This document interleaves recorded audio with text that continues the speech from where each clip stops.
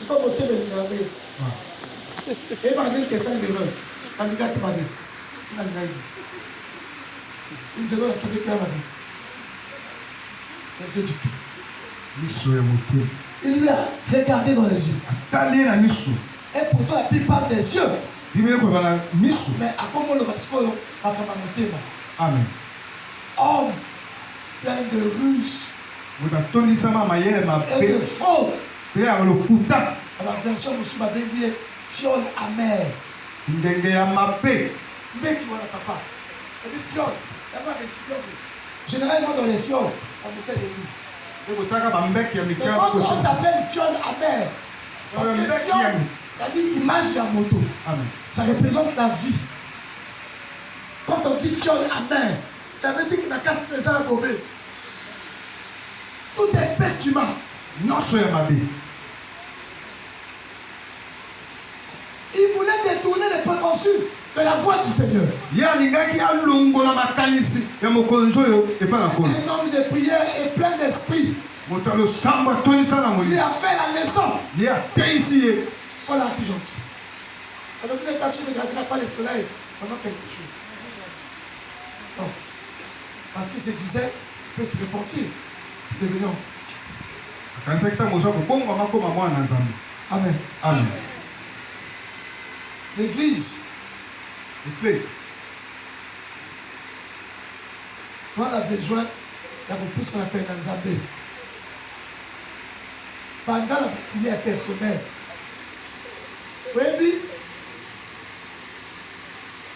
dans la voyage, ça va me dégo. Marie Mayama. À Wendy. Même ça va me lever. Nous avons besoin de voilà les salataires. Voilà tout ton église disponible pour en profiter pour y aller dans le autour de la vision de tout là. Beaucoup de patience ensemble dans la vision. Pour ça, de telle sorte que pour avancer dans Mozambique, il arrivera un temps où ne sera plus disponible. Les gens pensaient que c'était à présenter. Papa, pas suis disponible. Allez passer le message. Ah non, je suis trop mauvais. Tu veux me dire, nous sommes plus disponibles. Toi, ils sont disponibles. Pourquoi ils bossent? Pour imaginer, mon talent famille, à la moitié, à la base. Mais à ce moment, les scamons à ma côté. Ça veut dire qu'il n'est pas disponible.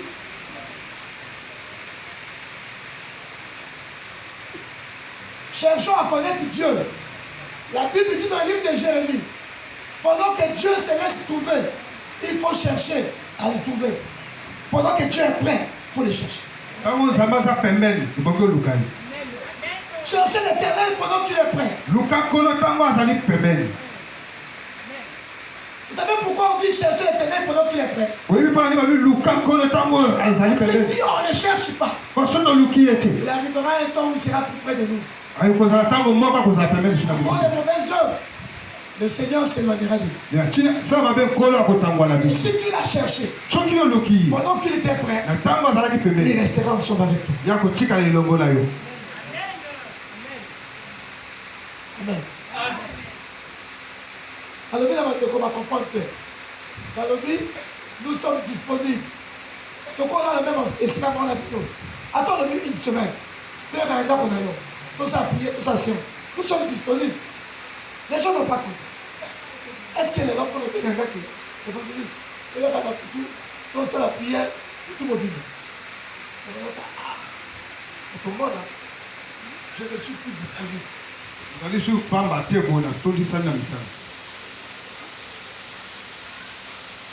Quelqu'un m'a dit, évangéliste, dans le ensemble là, dans mon Dieu, dans le moment de l'indégné, dans la vision, on a fait. Ah, papa, voilà, tout le monde est comme ça. D'accord, expliquez quand même. Alors, oui, dans mon Dieu, il y a un là. Mais pendant que vous avez pris la position là, aux autres, ça là. toute maison, sa durabilité, son efficacité dépend du fondement. Ndako mpona makasi na yango boumeli na yango pifo na yango ekowuta na mopoko oyo bato bandaki kotonga. Ezala bandako oyo biso tokoni na Brazzaville. Wakomona bandako wana fondation likolo. Biso tokenani pana. Yo yebi ke fondation ya likolo. Beaucoup d'années plus tard, ebele ya fondation wana tomoni yango taille ekomi kokita te. Ekomi eshuku sika na mabele te. Parce que moto waka to architecte to sope maçon wana ayebaki ke par rapport na terrain oyo okosala fondation likolo ntango oyo top ekoya ndenge ezalaki esuka na se fondation eya toujours na pression. Il faut savoir poser les fondements. Okoyeba kotia moboko na yo. Mwana Nzambe, la Bible dit le diable rôde tout autour de nous. On dit tout autour. Le diable a toujours aimé être tout autour. Il n'ira pas tout autour du sorcier. Il n'ira pas tout autour du féticheur. Parce qu'il sait qu'ils sont, ils lui appartiennent. Le diable est tout autour de ceux-là qui cherchent Dieu. Tu n'as pas besoin de le craindre. Il est tout autour des enfants de Dieu. Job. Le diable est allé dire à Dieu, il t'aime parce que tu l'as béni, parce qu'il a bonne santé. Le diable est venu là où il y avait l'assemblée des enfants de Dieu. Même quand nous sommes à l'église comme ça, le diable aime nos réunions. Mais le problème, il va te trouver dans la lumière. Il ne faut pas qu'il te retrouve dans la même nature que lui dans les ténèbres. Il doit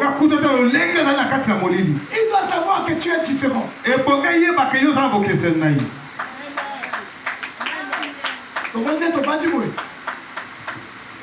C'est parce qu'elle n'a pas de chose.